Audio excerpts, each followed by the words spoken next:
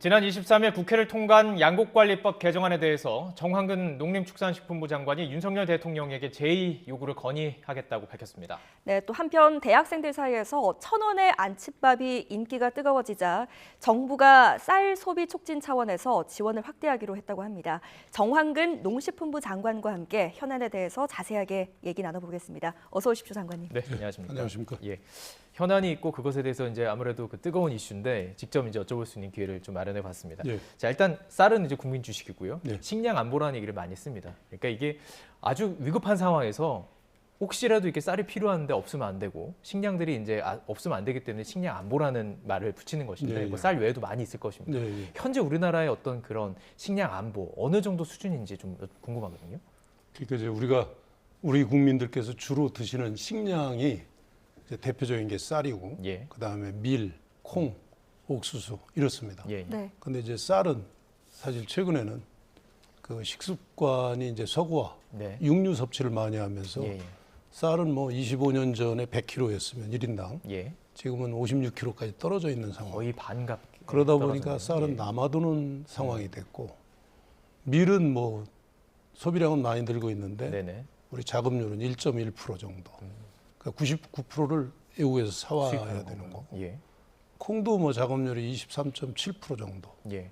옥수수는 4%. 네. 아주 취약합니다. 예. 그러니까 우리가 경제 규모가 지금 10위권인 선진국에 이렇게 가 있지만 예. 식량 문제에 있어서만큼은 상당히 취약한 구조를 갖고 있다 이렇게 볼 수 있습니다. 예. 네. 그런 상황이고 자급률 자체가 지금 쌀은 자급률이 높지만 나머지가 아니기 때문에 이제 아무래도 자연적으로 이제 시장에서 변화를 이루어가려는 게 목표일 텐데. 그 식량 자급률 예. 전체로 봐도 네. 자급률이 우리 이제 44%밖에 안 됩니다. 그렇군요. 그리고 이제 예.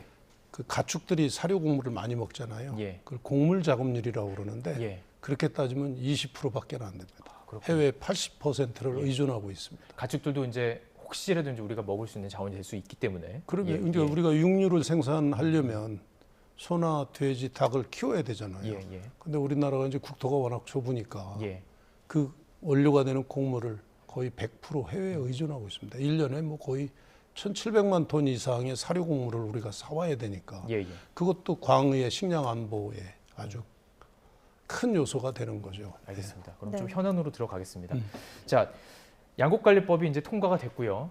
윤석열 대통령에게 제의를 요구하겠다 이런 입장을 밝히셨어요. 네. 변함 없으신 거죠? 예. 네, 오늘 뭐 국무회의가 오전에 있었는데 네. 거기에서도 저하고 네. 경제부총리가 이제 물론 구두로 보고를 드렸습니다만 네. 이러이러한 사유로 이거는 국회에서 다시 한번 논의하도록 대통령께서 조치를 해주셨으면 좋겠다 예. 이렇게 말씀을 드렸고 대통령께서도 기본적으로는 국무위원들 의견을 존중을 하겠다. 예. 다만 당하고도 더 협의를 좀 하고 그다음에 이제 농민단체 의견도 좀 더 수렴하고 네. 그래서 내일 고위당정협의회가 좀 잡혀 있습니다. 예. 그래서 얘기가 되고 진행이 될 텐데 그렇다면 왜 그러는지를 이제 시청자분들에게 네. 여쭤볼 필요가 있을 것 같아요. 네. 일단 오늘 이제 보고 내용들이 이제 기사화가 됐는데 돈이 너무 많이 들어간다는 겁니다. 지금 현안은 이미 이제 그 장관님께서 쌀을 이제 매입이 필요하면 할 수가 있습니다. 결정을 할 수가 있어요. 근데 이거를 아예 의무화시키는 거죠. 그러니까 네. 너무 가격이 떨어지거나 식량이 너무 뭐 많아지면은 의무적으로 무조건 사게 하는 이 부분에 대해서 지금 문제를 제기하시는 거고 거기에 너무 많은 돈이 들어간다는 거죠. 예. 예, 뭐 재원도 재원이지만 기본적으로 특히 이제 쌀의 수급은 예. 그게 그냥 많이 생산된다, 가격이 떨어진다 그 요인만 볼 게 아니고 예. 상당히 복잡한 여러 가지 요소들을 종합적으로 검토를 해야 되고 그래서 지금도 정부에서 장관이 재량권을 가지고 네네. 그러니까 시장에서 격리라는 것도 하고 있고 뭐 매입을 자율적으로 하고 있습니다. 예. 지난해에도 정부가 뭐 공공비축 45만 톤, 시장에서 격리 45만 톤에서 역대 최고인 90만 톤이나 격리를 했거든요. 이미 기능을 하고 있다. 그렇죠. 거죠. 기능을 예. 하고 있고 다만 지금 이제 법에다가 이걸 사실상 강제적으로 예를 들어서 일정 수준 이상 남으면 예. 무조건 전체적으로 남는 쌀은 전부 의무적으로 어떻게 보면 사실상 강제적으로 정부가 사라 이거거든요. 예. 네. 근데 그렇게 되면 여러 가지 문제가 유발이 되기 때문에 우리 앵커께서 재원을 말씀하셨지만 재원은 그 중에 하나고 네. 더 큰 문제는 이게 쌀 공급 과잉 시대인데 지금 그걸 아주 구조적으로 더 심화시키게 돼 있어요. 더 심화시킬 수 네네. 있다. 그러면 예. 또 그거를 처리하고 쌀 가격을 유지를 해야 되니까 정부는 예. 그러기 위해서 더 많은 재원을 써야 되고 그리고 더 중요한 거는 아까 모두에 말씀드렸지만 쌀은 중요하지만 예. 밀, 콩, 옥수수 이런 식량 작물이 다 균형 있게 중요한 거거든요. 네네. 그러면 지금 남는 쌀을 줄이기 위해서 우리가 전략작물 직불제라는 걸 금년부터 도입을 했습니다. 그래서 밀이나 콩 예. 이런 다른 작물을 심을 때는 직불제까지 도입을 해서 예. 네. 다른 작물을 유도하는 작업을 하고 있는데 이제 그게 사실상 효과를 발휘할 수 없다. 예. 이게 있으면 네. 예. 그 민주당 측과 이제 이 법안에 찬성하는 측은 이런 거더라고요.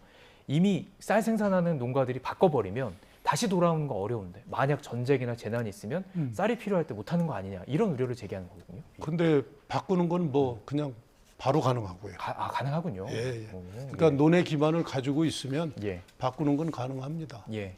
근데 이제 더불어민주당 측에서 주장하는 거는 그러니까 언뜻 들으면 예. 식량 안보를 강화하고 예. 또 벼재배 농업인을 보호하는 것처럼 들릴 수는 있는데 예.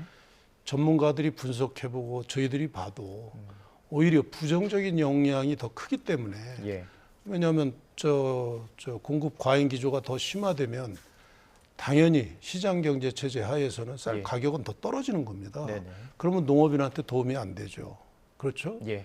그렇기 때문에 이게 결국 저 민주당 측에서 아무리 예. 선의로 그렇게 주장을 하신다 하더라도 전문가들이나 심지어 농업인 단체들도 지금 반대를 합니다. 네. 대부분의 단체가. 그래서 이건 재고하라고 지금 오늘까지 지금 33개 단체가 성명서를 낼 예. 정도로 이게 농업인한테도 도움이 안 된다. 예. 네, 일부 단체는 물론 찬성을 하고 있지만 정책적 유연성을 떨어뜨릴 수가 있다. 그렇습니다. 정리할 수가 있군요. 예. 네.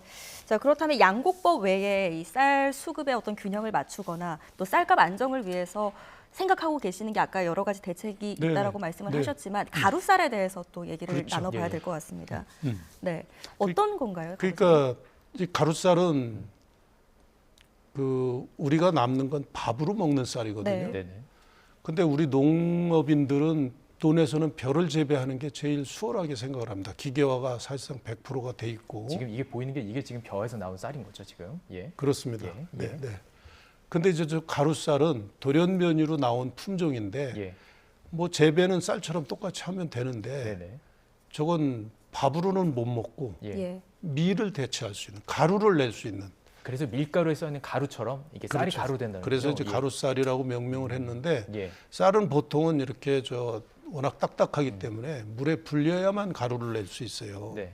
그 과정에서 비용도 많이 들어가지만 환경 오염도 시키고 유용한 성분이 많이 빠져나옵니다. 근데 가루쌀은 밀하고 같기 때문에 예. 물에 불리지 않고 바로 가루를 내는 겁니다. 예. 예. 그러니까 여러 가지로 가공하는 데 굉장히 도움이 되고 예. 농업인 입장에서는 이거는 3개월 반만 논에 보내기 후에 네. 그 기르게 되면 수확을 할 수 있기 때문에 예. 짧습니다. 예. 일반 우리 밥쌀용 쌀보다 예. 한 달 반 정도 시간을 벌 수 있어요. 그래서 이모작이 가능합니다. 그러니까 네네. 농가 소득 차원에서도 좋고 예. 우리 밀 생산도 늘릴 수 있고 그다음에 밥쌀 대신 가루쌀을 재배하면 그만큼 밀 수입량도 줄일 수 있고 예. 그래서 이제 식량 자급률도 높일 수 있다. 예. 네. 되는 거죠. 또 이 얘기도 여쭤봐야 될 것 같아요. 요즘 대학생들 사이에서 1,000원의 아침밥이 인기라고 합니다. 예. 대학생들 참 많이 어렵거든요. 경제적으로. 그래서 더 인기를 얻는 것 같은데 정부가 이번에 지원을 확대한다고 들었습니다. 예. 예. 이게 이제 몇 년 전부터 사실 해왔는데 지난해보다 금년에 대폭 늘렸죠. 한 예. 40% 이상 늘렸는데 뭐냐면 저희가 조사를 해보면 우리 젊은 대학생들은 거의 아침을 안 먹어요. 그쵸. 잠도 자야 되고 예. 그다음에 자취하는 학생도 많고 뭐 예. 이렇잖아요. 챙겨 먹기가 쉽지가 예, 않습니다. 교회자는 잘 안 먹는 거 저희도 학교 다닐 때 생각해보면 잘 안 먹거든요. 예. 근데 사실 아침밥은 건강도 그렇고 식습관 이런 차원에서 굉장히 우리 한국 사람은 맞습니다. 야, 밥이 힘이다 뭐 이런 예. 얘기도 있잖아요. 그래서 시작을 했는데 의외로 최근에 이제 물가도 높고 외식 가격도 높고 이러니까 좀 학생들이 관심이 굉장히 많은 것 같아요.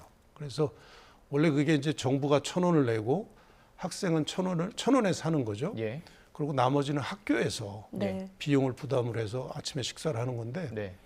이걸 이제 좀 대폭 늘리려고 합니다. 지금 68만 5천 끼죠 말하자면 예. 네. 68만 5천 명분을 이렇게 대학은 45개 대학이 이렇게 들어와 있는데 대학도 대폭 늘리고 대학이 지금 한 300개 정도 되거든요. 예.